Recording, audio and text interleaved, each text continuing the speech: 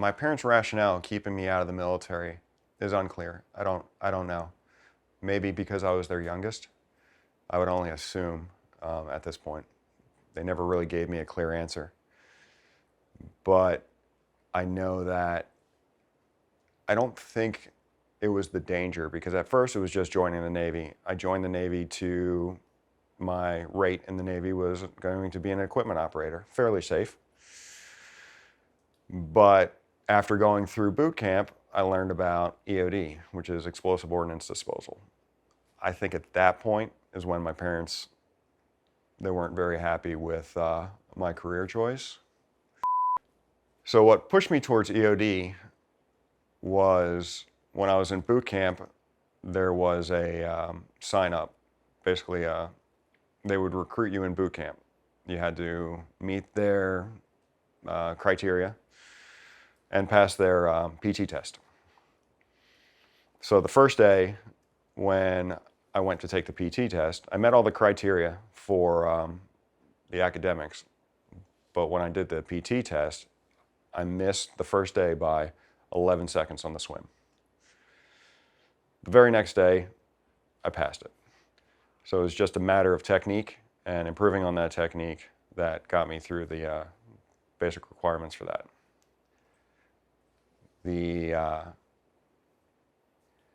What drew me towards it was the fact that in explosive ordnance disposal, not only did you get to blow things up, but they would push it towards shooting, scuba diving, skydiving, parachuting, all the mobility assets that we would need to get from base to our mission and complete our mission. So when did you end up going? Where did you go to basic at? Did you go to Chicago? Glenview Naval Air Station? So Chicago was the only boot camp open at that time. They closed all the others, San Diego and Florida. So yeah, I was up in Chicago during the summertime. What was it? May 30th is when I came in, and got to spend 4th of July up there, and it was interesting. It was an eye opener, definitely. Yeah.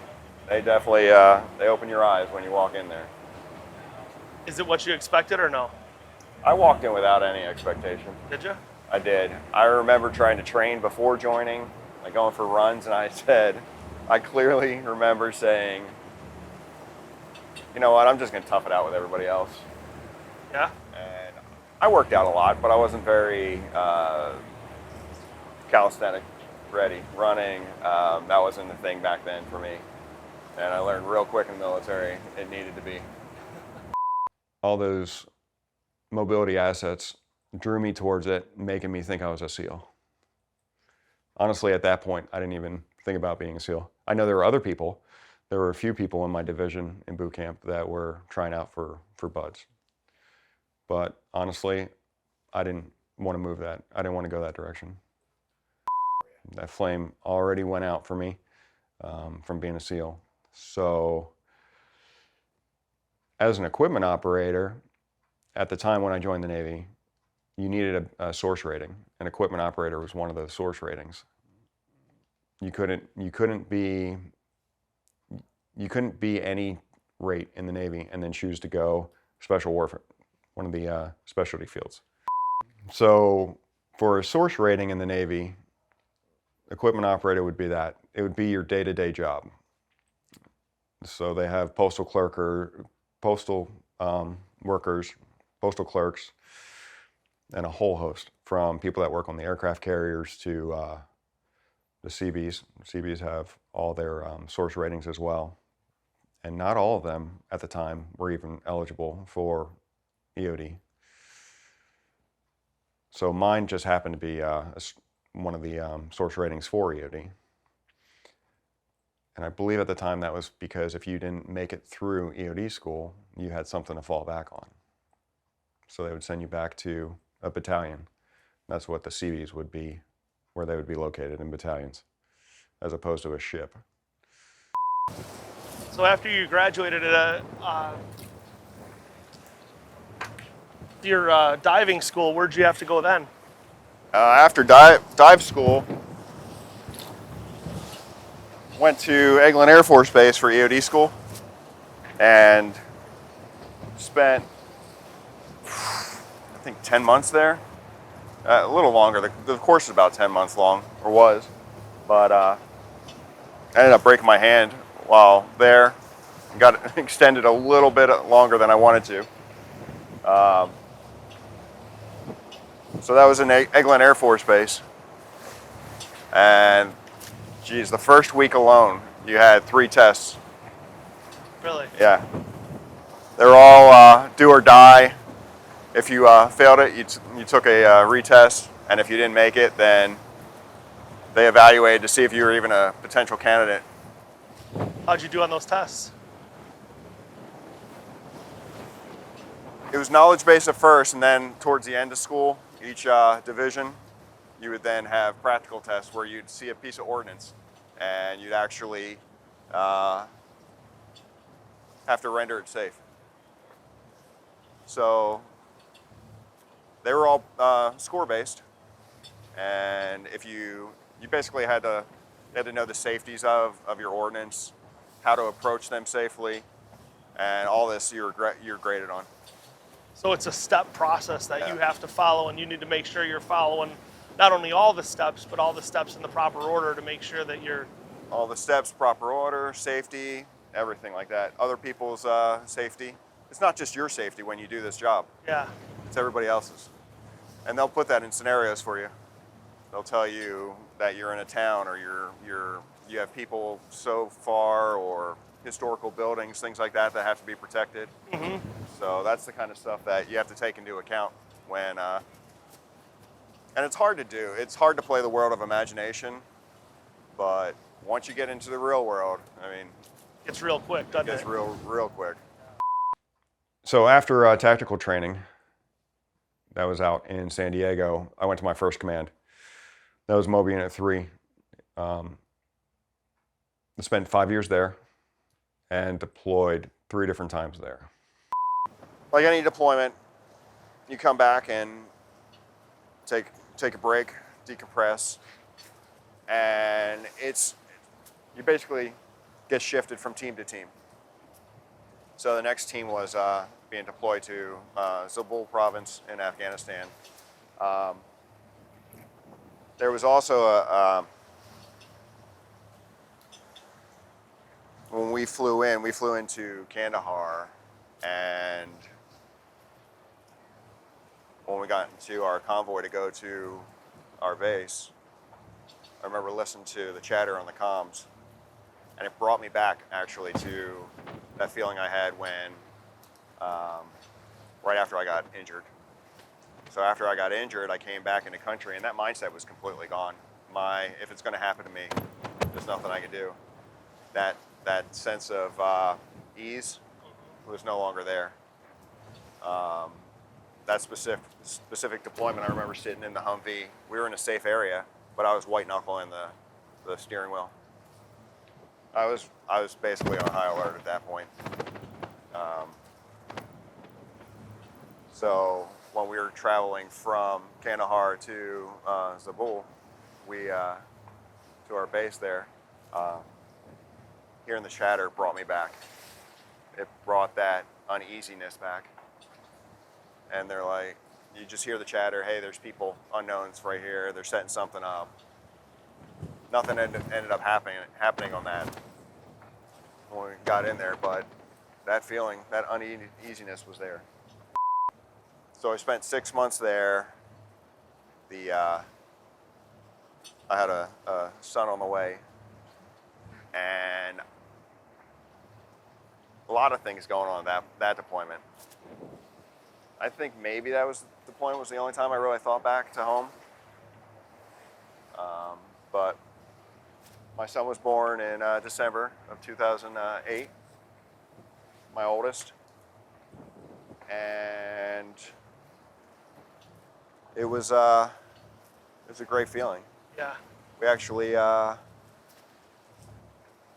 we were kind of the guys were making bets on. They knew what day he was due, but nobody knew what the sex was. I was the only one that knew what the sex was because I was going to be deployed. And there was one guy on my team that was big into gambling, and he's like, he saw me looking through a name book, and he's like, so what names are you looking at? I was like, well, it starts with the boys, and after that, I'm going to go to the girls. And he's like, come on, dude, give me an in.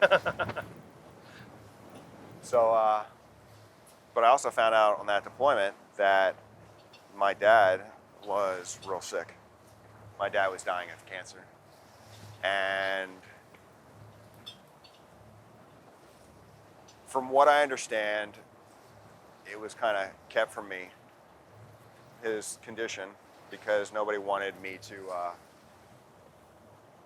if I got injured because of that information, they would never be able to live with themselves. So 2 weeks prior to that deployment ending, a Red Cross message came through that I was leaving country to go home to see my dad.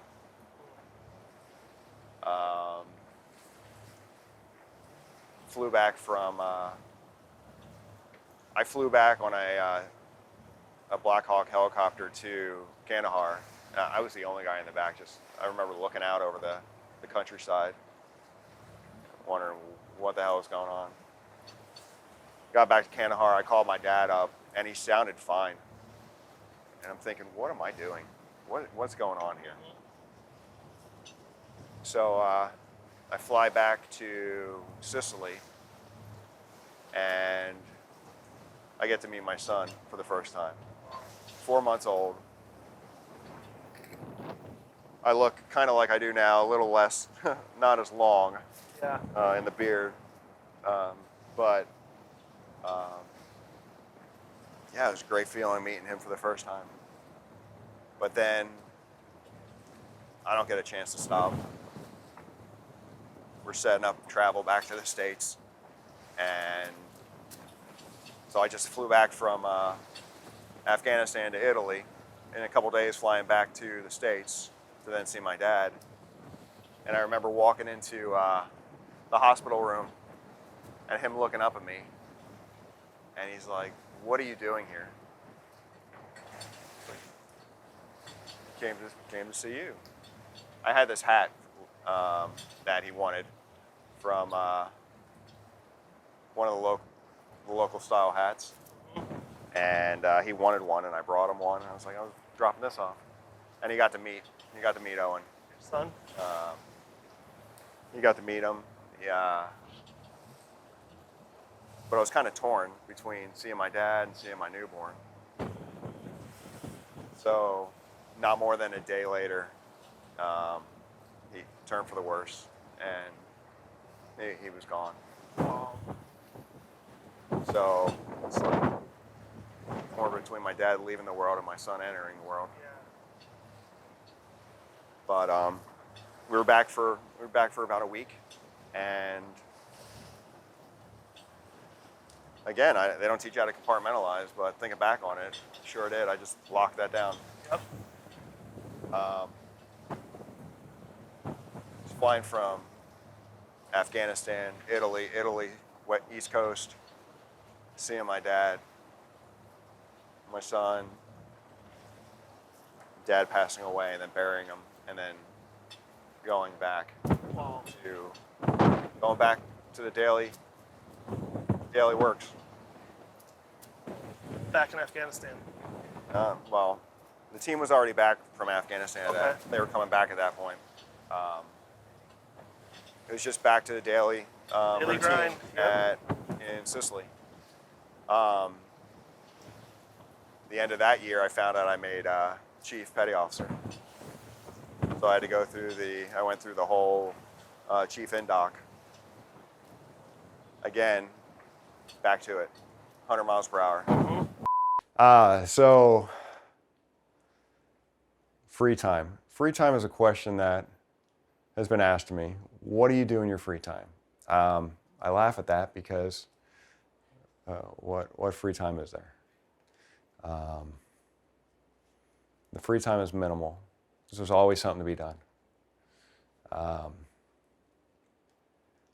have my two boys, Owen and Barrett,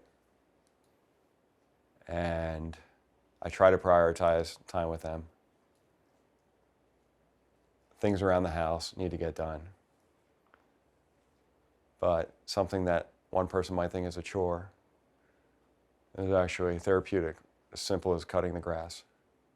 Cutting straight lines on the edging, making it nice and crisp, standing back, taking pride in your work.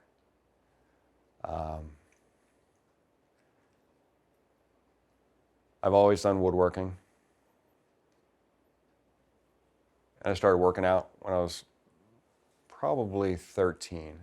Those are two things that have stayed constant in my life. And I don't know, maybe because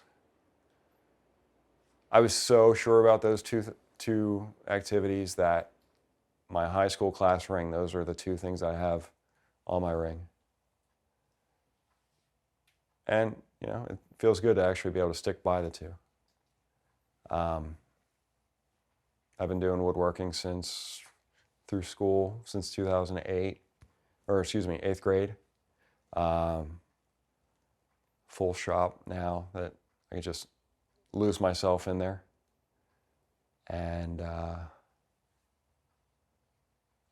beautiful girlfriend, her 2 girls, my 2 boys. It's a full house. We have 6 furries, 3 cats, 3 dogs, and it all consumes time. Everybody gets attention. And the cats, dogs, they all get their fuss. Kids get their playtime.